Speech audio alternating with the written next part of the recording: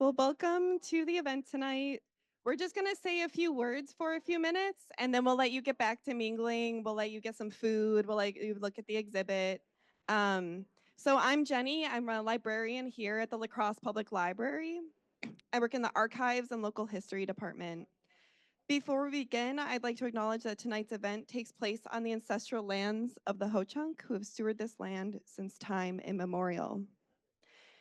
We're here tonight for two reasons. One, to debut the exhibit that you see featured around the room, and two, to celebrate the Cuban migrant community that we have here in the La Crosse area.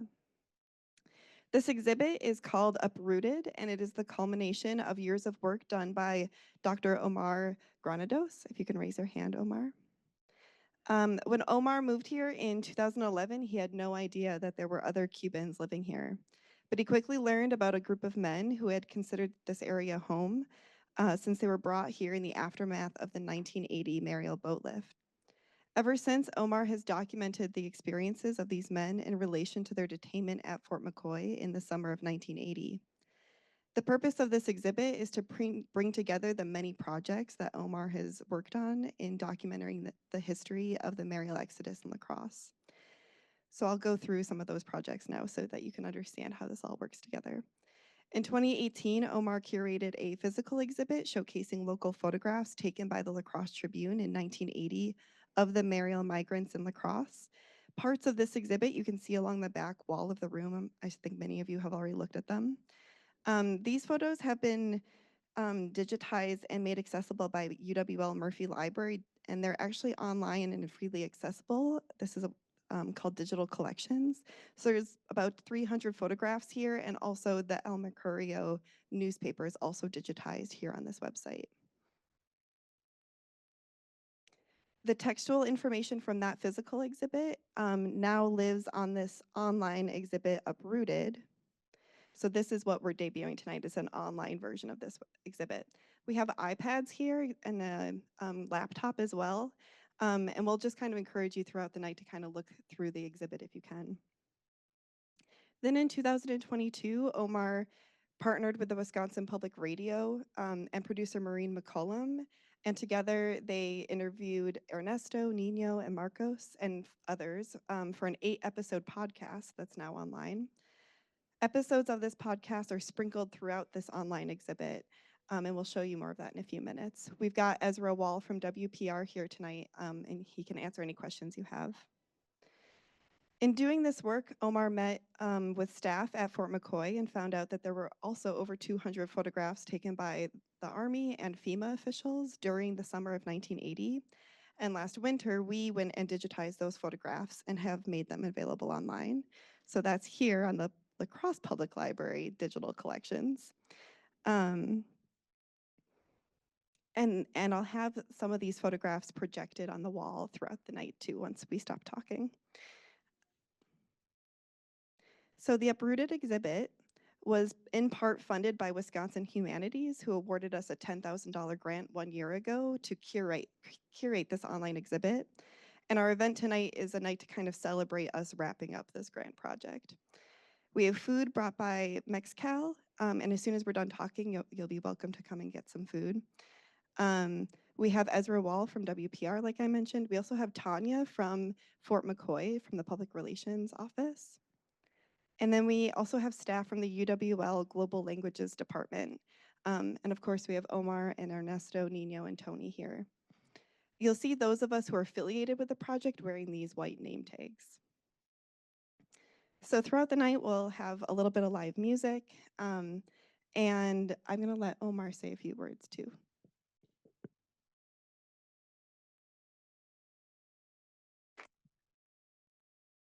Hi, thank you so much for taking 2 hours of this beautiful day to come to a library to be here with us, looking at a website. Um, there was a lot of Omar in that introduction. Thank you so much. But I want to start by thanking all of my collaborators, the people that make this project and all of the other projects that we've done a team effort. And I want to start by thanking my dear friends and mis amigos, mis hermanos, Ernesto, Tony, Jose, please raise your hands. Niño. And I know that there are other former Mariel refugees in the audience. If you could, or the children of those, if you could raise your hand and identify yourself, families, those who are um, here to be honored with us tonight. Also, I hope, and I'm really excited about the idea that there might be former camp Fort McCoy personnel here, or people that worked at Fort McCoy, or families of those who were interpreters, Army personnel, camp volunteer, because what this project is about is precisely the personal stories and the personal relations that happened at that camp, between the Cuban refugees, between the sponsors, and between the people that made those human connections beyond the government and federal government and FEMA and the hospitality that they provided. This project is about personal stories. Why did we decide to do this?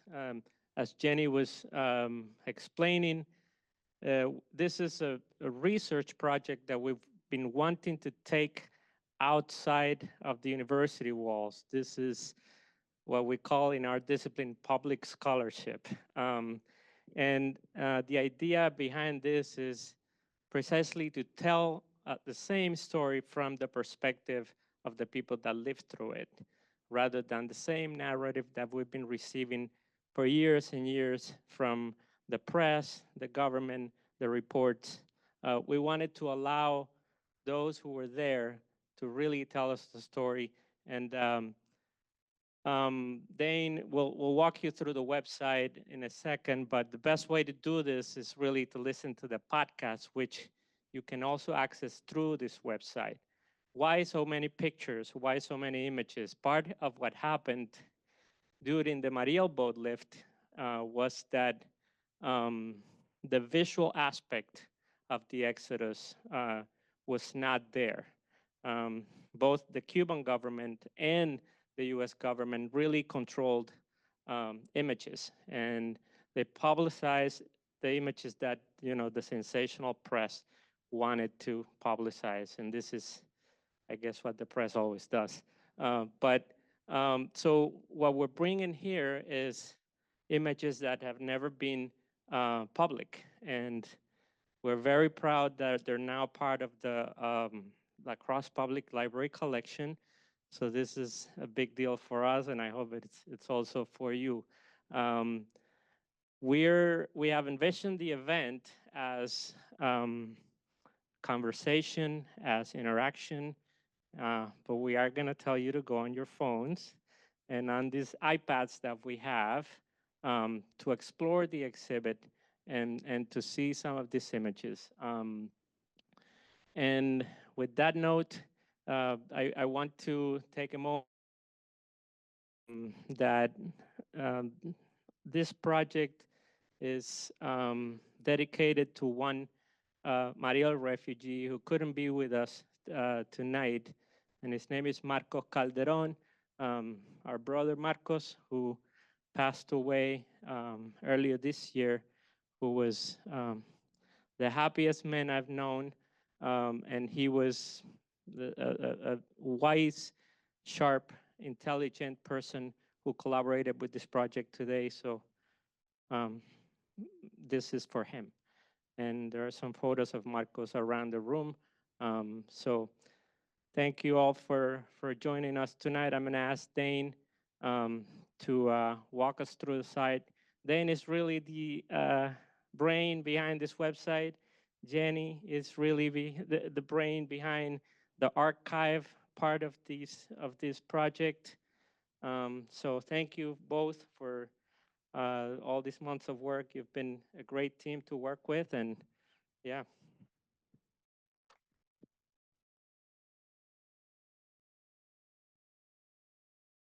Thank you, Omar. So again, my name is Dane DeVetter, and I work at the Language Resource Center at UW Crosse. And ever since I started in 2019, I've been able to assist in small ways. And with this project, that was right around the time that you two were collaborating on bringing the exhibit in the back of the room to the library and out into the community more. So I'm just very privileged to be a part of this project and bringing it one step further. I'll do a brief demonstration of the website. This is on lacrossehistory.org. So if you'd like to poke around on your own device, we have a few devices as mentioned here in the room, and then we have the physical exhibit in the back of the room, but lacrossehistory.org is where you can find this. It's very easy to get to right from um, right from this landing page here. So this is an interactive exhibit, and we'd like it to be interactive in the way that we may hear more stories, get more context, more photographs potentially. At the bottom of each page, there's a comment section, so you're welcome to participate in this living history project. So on the landing page, you will see tiles for the different pages that document a bit of the history that we're telling. And we have an overview of what was the Mariel boat lift of 1980. Why did it come about? Why was it that in 1980 there were over 14,000 Cubans at Fort McCoy, so close to here? And as noted, we have episodes from the WPR podcast Uprooted linked throughout in ways that connect with the story that we're telling here in this exhibit. So the photographs are central. It was really, really great to be able to go visit Fort McCoy, digitize these photos, make them available. And again, so the photos that we digitized, they are linked. Each photograph will take you to the La Crosse Public Library archives, where we have all these photos available. And so an overview of the Mariel boat lift. Then you'll find arrows bringing you to the next page.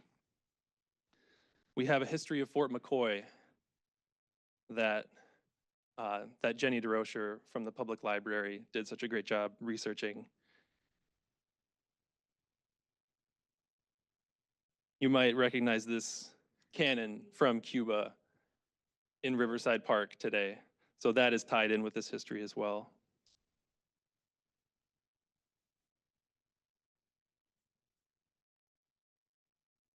Okay, so I encourage you all throughout the course of the night to explore on your own, to ask questions about the website or about this project or about this history. But I think at this point, I'll pass the mic back over to Jenny. Yeah. So now we're going to kind of just spend some time. You're all going to get the food if you'd like the food, look at the exhibit, talk. At 7 o'clock, we'll interrupt again and we'll do kind of a storytelling session as promised. And then at 7:30 is when we'll have the live music. So if you can stick around that long, that's when we'll do the live music. Thanks, everyone. Yeah, first of all, my name is Jose Lores. I want to thank God, for everyone present in here tonight. Early today, we were talking about the, when it comes to what you're seeing on the screen, and we mentioned Marcos Calderon, that in a way, this is in his honor. But I want for you guys to know that it's not only for his honor, but it's also for those people that we lost in the ocean when we were coming across the ocean at 2 o'clock in the morning. Too many people drowned, and probably many of you don't know this, but some of us, who came to America, during those times, we see a lot of people drown. And another point is that the government didn't want to allow us to leave the country when the ocean was nice and calm. Now, when the ocean was in bad shape, then we were allowed to leave, and mostly it was after 2 o'clock in the morning. Why? Well, they didn't want it for us to make it to America, because they didn't want it for America to know the real truth of what's going on over there in Cuba, you know. And believe me, I thank God, for America. I thank every one of you, even though, I meet you guys today, but you guys open your door for us. You guys give us a home. You guys give us a future. It's true, a lot of us, we were not good apples. We were bad apples, you know, because there is good and bad in every race. But we're grateful, for you people. And one of the things, that I admire the most is that we got in this country the freedom to express, what we feel, to say the things that we feel. You got your rights, to speak. It's your opinion. I respect your opinion, and I respect everyone's opinions. And yes, I went through a lot of things, in America, but America had treated me like a son, and I will always be grateful, to the point where I went to many works in this country throughout the year. I have been in here for 44 years.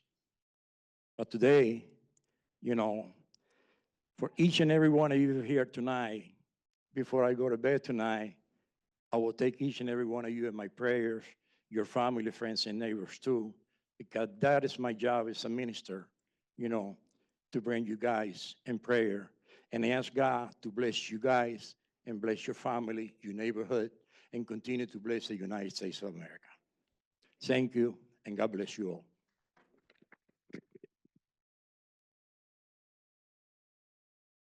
all. Anybody else want to say anything? Anybody? Hello, hello. First, I want to thank you all you guys who came here today. And my name is Ernesto Rodriguez. I've been here in Wisconsin. That's my favorite state because I have a lot of friends here. I met a lot of people, and a lot of the good people here. And I think Be honest, you like to stay because of the snow. I don't like snow, but I like the language, the English language. I don't want to be living in Miami and with the 90% people speak Spanish with it. I know how to speak Spanish. I had to learn English a little bit. And I thank all my friends here that treat me like family. And God bless America and God bless everybody. But in 1980, as you know, my father had just passed away, and we picked up Pedro Colmenares Villere about 2 weeks after my dad died, and he became kind of a filler for the loss of my father. So we sponsored Pedro, and he became a very, very large part of our family. And it happened that my dad had a business that he could work in and get a job and get his life going. But when he lived with us, which he did for quite some time, my first child was in the high chair. And all he could say was, Sarah, Sarah, which her name's Sarah. And then I had a little Spanish dictionary, and I'd look up whatever I thought maybe I could say when we were eating. And that was quite the conversation and not. But as he grew more and more, I learned a little bit, but it was amazing to hear his English after, a year or so. Anyway, he married, had 2 children. I'm sorry that we didn't get his one son who's available to come here tonight. So I hope I can share this with him, though, because it would mean a lot, I think.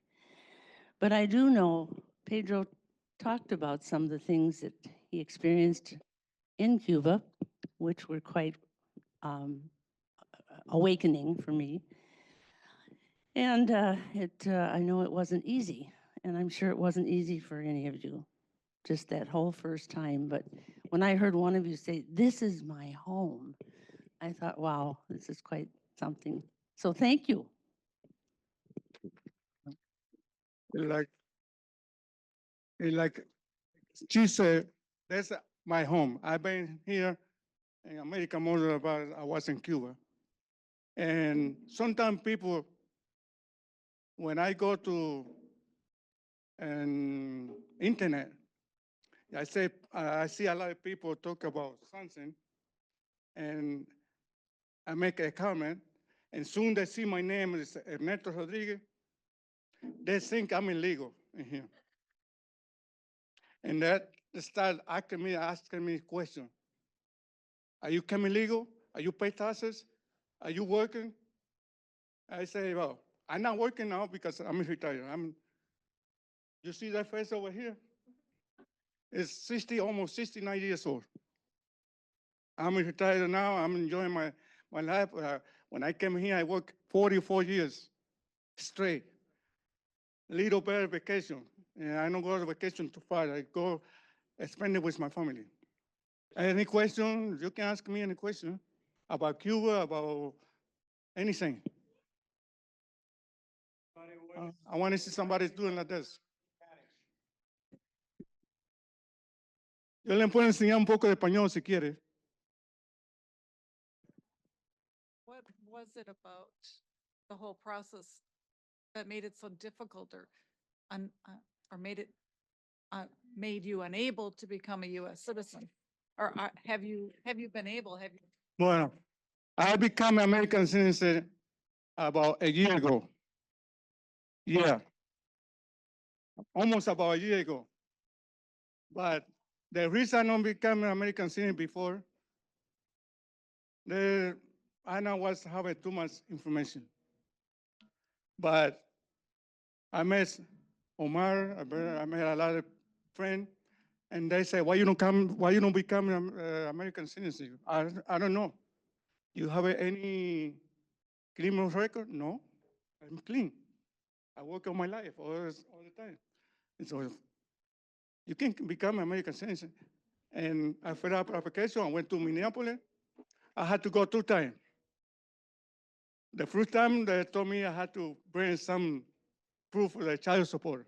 I bring the proof, and I became American citizen. Now I'm a Cuban American. And thank you for you guys. It's because you guys, sometimes they give me good advice. Sometimes they give me negative advice. That's the negative I don't take. I take as a good one. If you have a criminal record, it's very difficult because they investigate you first before you come in.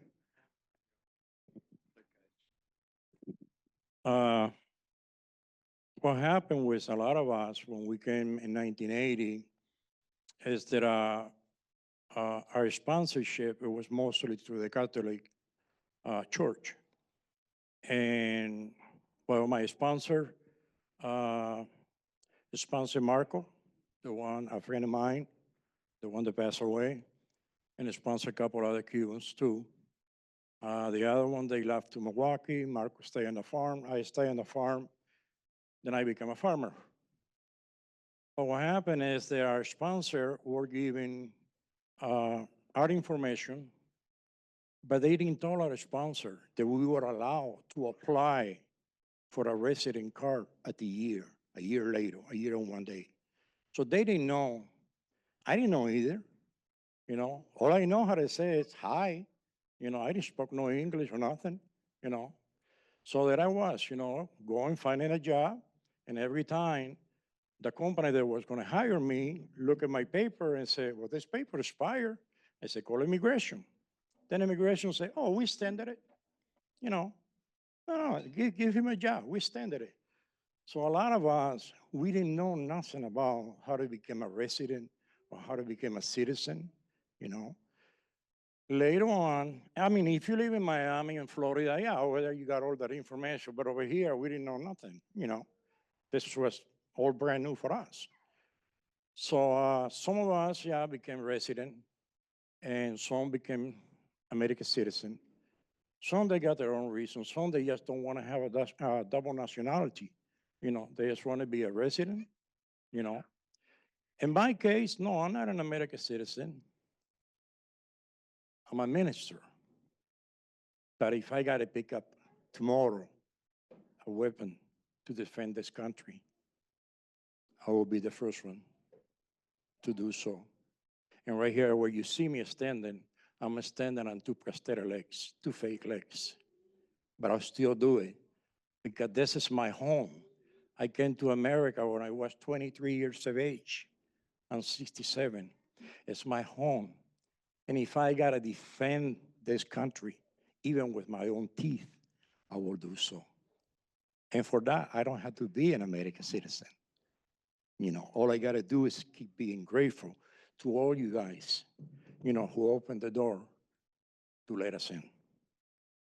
That's one of the reasons why a lot of people don't want to be American citizens, you know. It's not really because they hate the country or anything. No, this is a blessed country. Even though we're going through the ups and downs that we're going, we still a blessed country, you know. We know where we came from, and believe me, you got light. Cuba doesn't have light. Yesterday, the whole island, 11 million people were on dark twice. We cannot say nothing. We can't say nothing. We can do nothing about it. All we can do is, you know, pray, you know, for them, and not only for the people in Cuba, but for the people around the world. But thank you for asking. God bless you.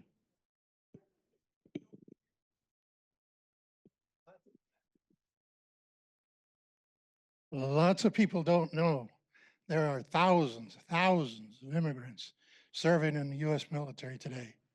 Okay, so just like he said, he'd be willing to fight. There are immigrants fighting for this country. As a veteran, I can speak. Thank you. And yes, everybody who loves the country, they can fight to defend the country. It's a great country. It's still a great country too, for everybody. Anybody have any question? Well, in Cuba, I was born in 1956. And in those times, Cuba was very good. Now it was great, but it was better than it is now. Batista was there, and he was the dictator, and came Fidel, and there was more dictator. And in the beginning, my life was good, but after like 1960s, 60 up, the Cuba was starting going bad and bad and bad until now. Now we don't have a food, we don't have a water, we don't have no electricity. The whole Cuba is not having any electricity now. And how are people going to cook?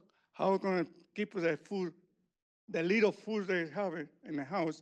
And we, the people, the family, we had to send the money over there. We had to send the medicine over there for our family because they don't have nothing. And that was very difficult until I get an order. And then I joined, well, I don't want to join the army, but they make me to join the army. I was 3 years. After that, I went to prison for something I'm not supposed to do, but I had to, they make you to do it. In Cuba, they make you to do it. They make you steal and be bad with your neighbors, rather to the neighbors. If it's you see something, you have to go to the police and say, oh, the neighbor does this, even if it's a little thing, and you get in trouble. And here, I live my life. I'm free. I can do whatever in the right way. I can do whatever I want to do, what that side and here. In Cuba, you cannot say nothing bad about the government. Like I say, vote for Kamala. You say that's in Cuba, and you go to jail. If you don't say vote for Fidel, you go to jail or the communists. And it's not what's here. It's not difficult. In Cuba was very, very. You cannot shower. You cannot not do nothing. And when people talk about communists and never live in a communist like we did, they had to shut up when they said, "Oh, they are communists. They wanted the country to be a communist." No, you don't know what a communist is until you live in there. When you live there, then you can say we're a communist. That's the best, the worst thing that one country can have. They ask you a question?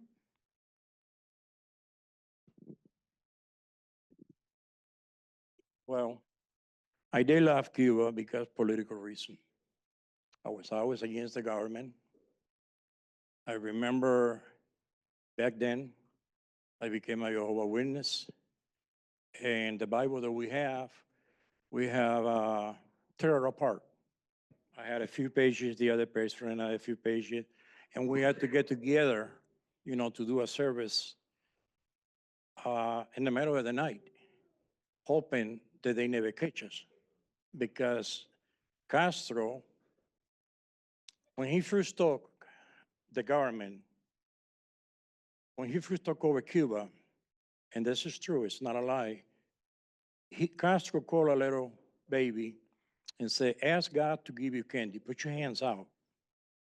And the girl said, God, give me candy. And Castro said, did God give you candy? No. Here, Castro give you candy. See? That's how the communist country work with people. So religion, it was forbidden back then in Cuba, okay? I was in a school where I used to go Sunday night. I used to go in there and come back home Friday. That way my folks can work. Hispanics family, they believe in big family. But in the school where I was, the teachers were allowed by the government to abuse us in many ways, physically, mentally, sexually, in many ways. And if you come and say something, they say you're lying. And they make you folks believe that you're lying. Your food, it was ration, okay? You had a book. How many are you in your home? Oh, we're 2 people. Okay, well, you get 8 ounces of coffee for a whole month, okay? You get maybe 3 pounds of bean for the whole month. But that doesn't mean that you get it, because when it's time for you to go and get it and be marked on the book, guess what? There is no bean, there is no coffee, and in the store. So you have to try to go to the black market. If you get caught doing it in the black market, you can go to prison for 10, 15 years, And when it's time for you to get out, they take you back to court and they lock you up again, especially if you're a man, because they pass a law that all the men in Cuba had to work, otherwise they go to prison for 5 years. You were obligated to work. Only the women were not allowed. They were allowed to stay at home because they're the one that take care of home and the kids, But any little thing that you did or said over there, it got you in trouble. And it got you in trouble. I mean, I got trouble behind bars so many times for being against the government. I didn't used to control my tongue back then, And I thank God, that I'm still here, But I seen some people, lose their life, because just like then, today there's still some people that open their mouths, because what they're looking is for freedom, what they're looking at for a better day, for a better future, For instance, that little girl, how old is that little girl? 6. Okay, in Cuba, when she turned 7, she's not allowed to have no more milk. They take the milk away from her. Up to 7 years of age, that's it, And just like that, there is a lot of other things. I just had lost a brother of mine He used to weigh 86 pounds. He used to eat only once a day. And when he went to the hospital, yeah, there was a bed in there, but you can see all kinds of bugs crawling all over. And the medication that he needed, the hospital didn't have it. And you had to bring your own pillow, you had to bring your own blanket, you had to bring your own sheet, everything. The only thing that is in there is the bed and the mattress, which is really not a mattress. So if you speak too much in Cuba, it's not the government themselves, they got other people working for the government. Like, let's say the Secret Service. Those are the ones that come to your house in the middle of the night, they pick you up. And if God's hand is there, you might see your family maybe 5, 10 years later. A lot of times you don't see your family. So what do a lot of people do? Sometimes they learn that they're gonna come for them, they go and then jump, in a raft that they made, jump in the ocean to try to make it to America or to another country. And a lot of time, they don't make it. They perish on the way here. So it's very bad. And I told a lot of youngsters, honor your mother and your father and treasure what you got. Because it's not that you were born with a gold spoon in your mouth, but still, we know where we come from. We know what we suffer over there. We know where they're still suffering. And no matter how bad we have it in the United States of America, we still are a blessed country. We still. Because I got neighbors. Yeah, I got a couple of Cubans, crazy Cuban neighbors, mine. But I got some other neighbors that if they don't see my car move a couple of days from my driveway, they're knocking my door down. They want to know what happened. Hey, how come you're not out here? How come you're not preaching? How come you're not talking? I haven't seen you. And if I need any work in my house, and I said, well, how much I owe you? Oh, don't worry, you pay for the material. We're not going to charge you. And I said, don't feel sorry for me. Appreciate me, but don't feel sorry for me. I might have a disability, but not an impossibility. Okay? So, have I answered your question? God bless you. I'm not Cuban. My grandpa, Rafael Molina Roque, is. So he doesn't like to speak in public, but I've heard the story so many times. So his mother passed away when he was real young, and his dad remarried, and him and his siblings from him and his mother were kicked out of the house, and he lived wherever he could on a porch. I remember you telling me you slept on a porch of like a shoe store, and his dad would sometimes, not every night, but sometimes would sneak food to them.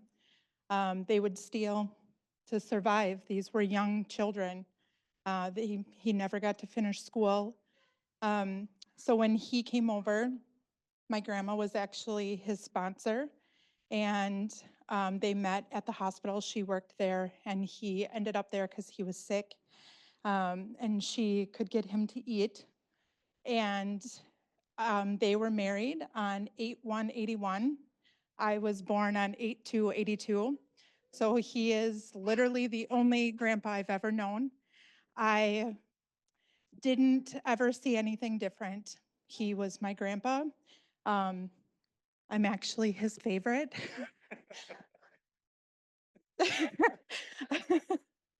uh, when I was going through school and I was learning how to read and write, he was also going through school, learning how to read and write. We would sit at my grandma's kitchen table and we would do our homework together as a 5, 6-year-old with my grandpa doing homework together. And I never thought anything different. I never thought that it was weird. He's taught me so much. He's taught me how to be very frugal, because he had to be very frugal and had to learn how to do things differently. Um, I couldn't imagine my life without him. My children, my daughter is the redhead. They only know him as their grandpa. They've built lives here. A lot of them have succeeded. And I don't think he would be where he was without all of the love and support of all of us. Him and my grandma never had any children, so we are 100% his family. My grandma has since passed away, and we promised her that we would forever take care of him, and that's exactly what we're doing forever. Thank you, everyone who shared your stories with us.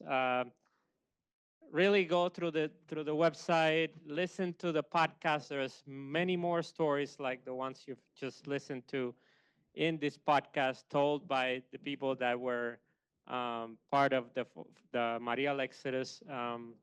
Thank you, everyone, for coming. This is the last piece of our event tonight. We're going to listen to Ernesto, Nino, Tony play some songs for us, and enjoy.